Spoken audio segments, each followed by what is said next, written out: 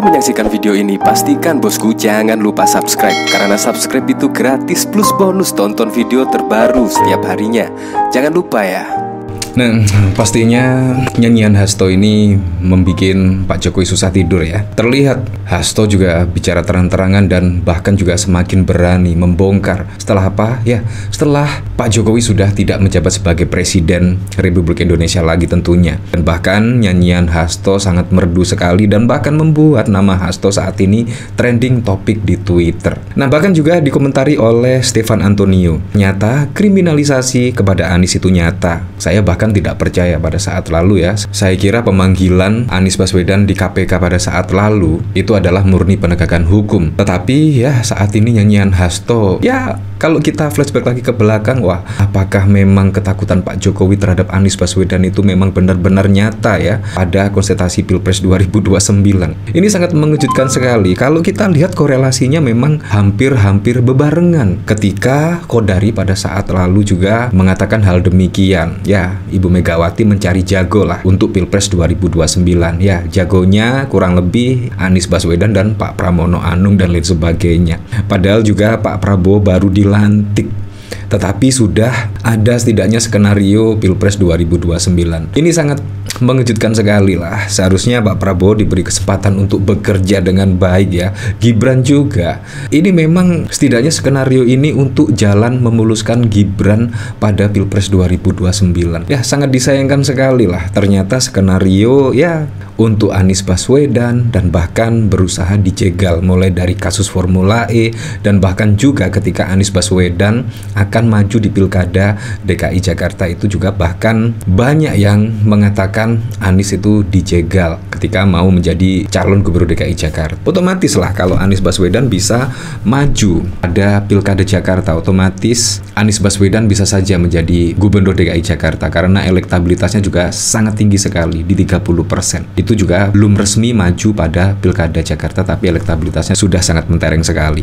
Nah, hal ini diungkap tegas oleh Sekjen PDI Perjuangan Hasto Kristanto di podcast Bang Akbar Faisal. Ketakutan Jokowi akan kehadiran sosok Anies Baswedan sampai berupaya menjegal dengan jalan-jalan yang di luar nurani dan akal sehat. Apakah Jokowi sebegitu sudah tidak punya hati nurani ya? Sampai menggunakan cara-cara jahat menjegal lawan politiknya. Ya, kalau kita flashback ke belakang pada Pilpres yang lalu itu sungguh di luar dugaan ya.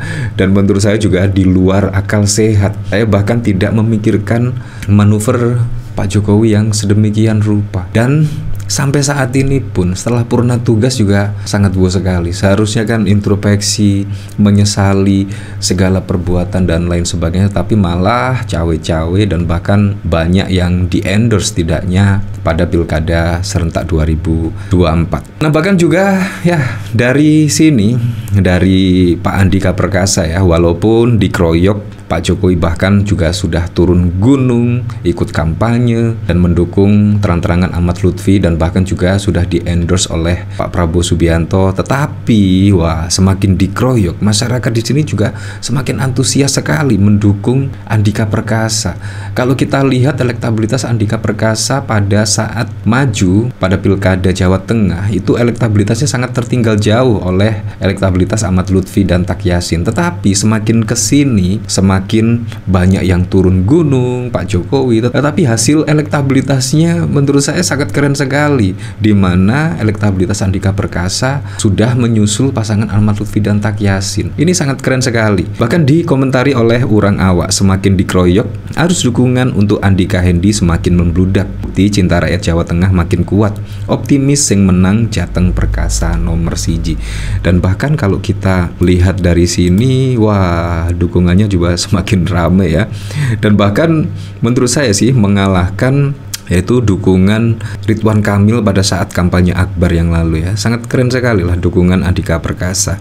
Nah, kalau kita lihat lagi ya, sudah dukungan Pak Jokowi kepada paslon tertentu kalah. Tetapi kalau kita lihat dari berita ini, Hasto malah bernyanyi dengan merdu sekali. Nah, di sini dari Sindo News, belak-belakan Hasto Kristanto ungkap skenario Jokowi untuk terus bisa berkuasa. Wow, memang kekuasaan itu sangat menyenangkan ya kemungkinan. Dan yang lebih wow sekali, Pak Jokowi itu kayaknya masih ingin 3 periode ya. Terbukti pada saat lalu jalan-jalan meninjau proyek apa.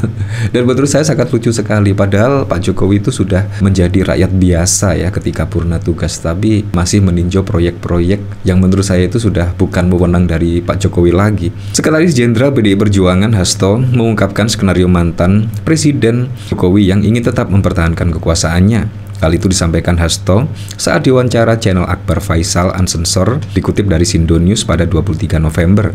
Dalam wawancara tersebut, Hasto sempat ditanya oleh Akbar Faisal mengenai apakah Jokowi masih bisa melakukan segala hal ketika sudah tidak lagi menjabat sebagai presiden. Menjawab pertanyaan tersebut, Hasto mengatakan, secara teoritik kekuasaan tidak bisa, tetapi sebelum lengser Jokowi sudah menempatkan orang-orangnya di sejumlah jabatan strategis. Pak Jokowi melakukan begitu banyak penempatan jabatan strategis sebelum beliau lengser.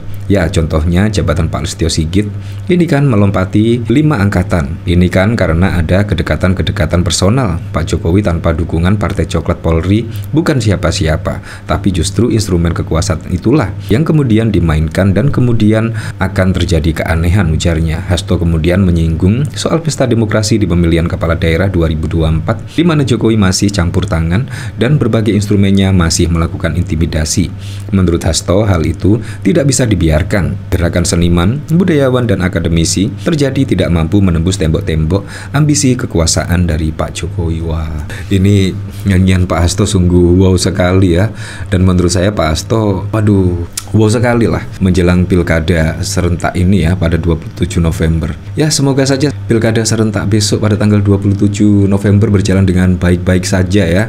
Berjalan dengan jujur, berjalan dengan adil, dan tidak ada intervensi dari pihak-pihak yang seharusnya netral ya, seperti perangkat negara, ASN, TNI, Polri seharusnya harus menjaga kenetralan pada pilkada serentak besok, dan semoga sajalah. Nah, bahkan juga dari Hasto ya, Jokowi khawatir dengan kemunculan Anies Baswedan Formula E jadi alat kriminalisasi. Ini kalau memang benar-benar ya, menurut saya, waduh, ternyata memang ada skenario penjegalan lah setidaknya. Ini sangat mengkhawatirkan sekali ya. Nah, kalau kita lihat lagi dari sini ya, bahkan M. Kodari itu menyebut masuknya Anies di kubu Pramono Rano blunder. Menurut saya juga tidak ada yang blunder ya, tidak ada yang blunder. Dan menurut saya yang blunder itu dukungan dari Pak Jokowi pada Ridwan Kamil. Karena saat ini Pak Jokowi dan FPI satu tim untuk pemenangan Ridwan Kamil. Menurut saya itu yang sangat blunder sekali. Kalau kita lihat dari rekam jejaknya pada saat lalu, Pak Jokowi lah yang tidaknya membubarkan FPI. Tetapi saat ini bisa bergandengan tangan ya untuk memenangkan Ridwan Kamil dan Suswono. Menurut saya bukan Anies Baswedan mendukung Pramono Rano, itu blunder. Menurut saya yang blunder itu dukungan Pak Jokowi kepada Ridwan Kamil ditambah dengan dukungan dari FPI. Menurut saya itu yang sangat wow sekali, karena Pak Jokowi dan FPI saat ini sama-sama satu tim dan bergandengan tangan ya kayaknya ya.